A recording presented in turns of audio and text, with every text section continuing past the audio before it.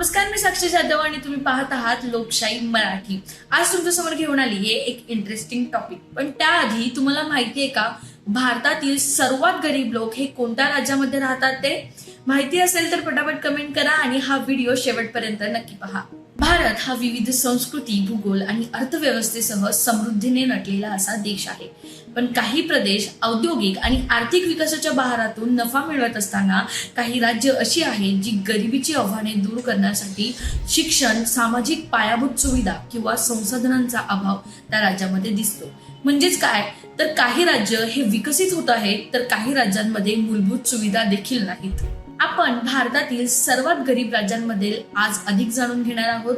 वेगवेगळ्या राज्यांची गरिबी कशा प्रकारे ठरवली जाते ते समजून घेणार आहोत आणि तसेच भारतातील प्रत्येक गरीब राज्यामध्ये गरिबीला कारणीभूत ठरणारे नेमके घटक कोणते ते पाहणार आहोत। सर्वात प्रथम, सर्वाधिक दारिद्र्य रेषेखाली असलेली राज्ये कशी असतात? तर ज्या ठिकाणी मोठी ग्रामीण लोकसंख्या असते पण तिथे मूलभूत सोयी सुविधाच आणि उत्पन्न मिळवण्याच्या संधी मर्यादितच नसतात, तसेच साक्षरता दर हा तिथे कमी असतो, अपुरी आरोग्य सेवा ज्यामुळे त्या राज्याची उच्च गरिबी दरात नोंद होते। गरिबी म्हणजे काय तर फक्त आर्थिक दृष्ट्या किंवा उत्पन्न कमी म्हणून गरिबी होत नाही, तर त्यासाठी शिक्षण, आवश्यक संसाधने, आरोग्य सेवा, निवडी आणि शक्तीची कमतरता या गोष्टी देखील तेवढ्याच महत्वाच्या असतात एखाद्या राज्यातील दारिद्र्याचे प्रमाण ठरवण्यासाठी। आता तुम्हाला प्रश्न पडेल की मग कोणते राज्य हे दारिद्र्य रेषेखाली आहे हे कसे ओळखता येते? तर हे ओळखण्यासाठी भारतात एक बीपीएल रेषा हा एक आर्थिक उंबरठा आहे, ज्यामध्ये सरकारने एक बेंचमार्क सेट केलेला आहे। ज्या कुटुंबाचे उत्पन्न त्या पातळीच्या खाली येते त्यांना दारिद्र्य रेषेखालील म्हणून वर्गीकृत केले जाते। आता हे समजून घेऊ की भारतातील एखाद्या राज्याची गरिबी कशी ठरवली जाते। भारतातील एखाद्या राज्याची गरिबी जनरली दोन मुख्य पद्धतींद्वारे ठरवली जाते। एक म्हणजे उत्पन्नावर आधारित पद्धत आणि दुसरी म्हणजे बहुआयामी गरिबी निर्देशांक म्हणजेच एमपीआय। एमपीआय म्हणजेच काय तर global multi dimensional poverty index. मग फक्त उत्पन्नाच्या आधारावर एखाद्या राज्याला गरिबीच्या चौकटीत बसवता येतं का? नाही, मग इथे दुसऱ्या पद्धतीची गरज पडते, ते म्हणजे एमपीआय।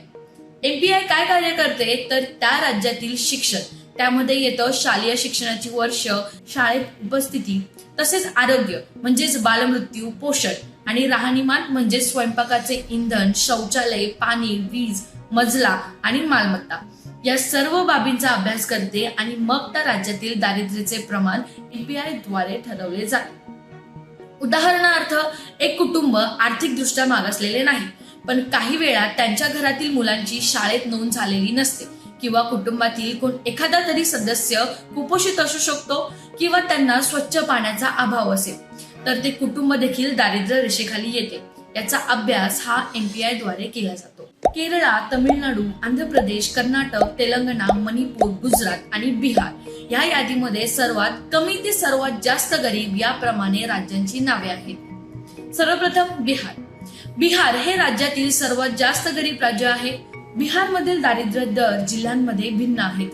किशनगंज मध्ये सर्वाधिक दारिद्र्य दर 64.75% आहे आणि पाटणा येथे सर्वात कमी म्हणजेच 29.20% आहे। दर्जेदार शिक्षण आणि आरोग्य सेवेच्या अभावामुळे राज्याच्या गरिबीशी संघर्ष आणखी वाढला आहे, ज्यामुळे ते भारतातील सर्वात अविकसित राज्यांपैकी एक बनले आहे। दुसरं म्हणजेच गुजरात। गुजरातच्या लोकसंख्येपैकी 1/3 म्हणजेच 31 लाख कुटुंबे दारिद्र्य रेषेखाली येतात। अहमदाबाद येथील अर्थतज्ञ हेमंत कुमार यांनी सांगितले की जर आपण 71.64 लाख गरीब कुटुंबापैकी प्रत्येक गरीब कुटुंबात सरासरी 6 सदस्य गृहीत जरी धरले तर गुजरातमध्ये बीपीएल लोकसंख्येच्या एकूण 1,89,00,000 आहे। यावरून असं समजतं की राज्यातील 1/3 लोकसंख्या ही दारिद्र्य रेषेखाली जीवन जगत आहे। तिसरं म्हणजेच मणिपूर। मणिपूर हे तिसरे गरीब राज्य। राज्याच्या आर्थिक मागासलेपणा, वीज, वाहतूक आणि दळणवळण नेटवर्कसह अपुऱ्या पायाभूत सुविधांसारख्या आव्हानामुळे या राज्याची नोंद गरिबीमध्ये झाली आहे। समृद्ध सांस्कृतिक वारसा आणि नैसर्गिक संसाधने असूनही गुंतवणूक आणि पायाभूत सुविधांच्या विकासाच्या अभावामुळे मणिपूरच्या विकासात अडथळा हा निर्माण झाला आहे। पुढचंच राज्य म्हणजे तेलंगणा. तेलंगणामध्ये 13.74 लोकसंख्या ही दारिद्र्य रेषेखाली आहे. तर कर्नाटकात जलद शहरीकरण असलेले राज्य असूनही दारिद्र्य दर 13.2% नोंदविला जातो. बंगळुरू सारख्या शहरी भागात लक्षणीय विकास होत असताना उत्तर कर्नाटकासारख्या इतर प्रदेशांमध्ये असमानता आहे. आर्थिक प्रगती असूनही कर्नाटकचा विकास असमान राहिलेला आहे. यामुळे राज्यातील अनेक भागांमध्ये गरिबीचे प्रमाण जास्त आहे. आंध्र प्रदेश हे राज्य तेलंगणापेक्षा कमी दारिद्र्य रेषेखाली येते. या राज्यामध्ये एकूण 12.3% लोकसंख्या ही दारिद्र्य रेषेखाली आहे. आंध्र प्रदेश राज्यानंतर आहे तमिळनाडू. तमिळनाडू हे दुसऱ्या क्रमांकाचे राज्य आहे ज्यामध्ये कमी लोकसंख्या ही दारिद्र्य रेषेखाली येते. अगोदरच्या राज्यांच्या तुलनेत तमिळनाडू या राज्याची फक्त 4.8% एवढीच लोकसंख्या ही दारिद्र्य रेषेखाली आहे. आणि सर्वात पहिले कमी लोकसंख्या असलेले केरळ हे राज्य आहे. केरळ राज्यात सर्वात कमी म्हणजेच 0.60% एवढीच लोकसंख्या ही दारिद्र्य रेषेखाली आहे. कारण दरडोई उत्पन्नामध्ये केरळ भारतीय राज्यांमध्ये 4थ्या क्रमांकावर आहे. भारतामध्ये मानव विकासाच्या बाबतीत सर्वाधिक प्रगती करणारे राज्य असेल तर ते म्हणजे केरळ. हे देशातील सर्वात साक्षर राज्य आहे आणि तेथील आरोग्य सेवेची तुलना अनेकदा युरोपशी केली जाते. तर हा व्हिडिओ कसा वाटला हे कमेंट करून नक्की कळवा आणि तसेच पुढचा व्हिडिओ हा तुम्हाला कोणत्या विषयावर बघायला आवडेल हे कमेंट करून नक्की कळवा. तसेच लोकशाही मराठीला फॉलो करायला विसरू नका. धन्यवाद.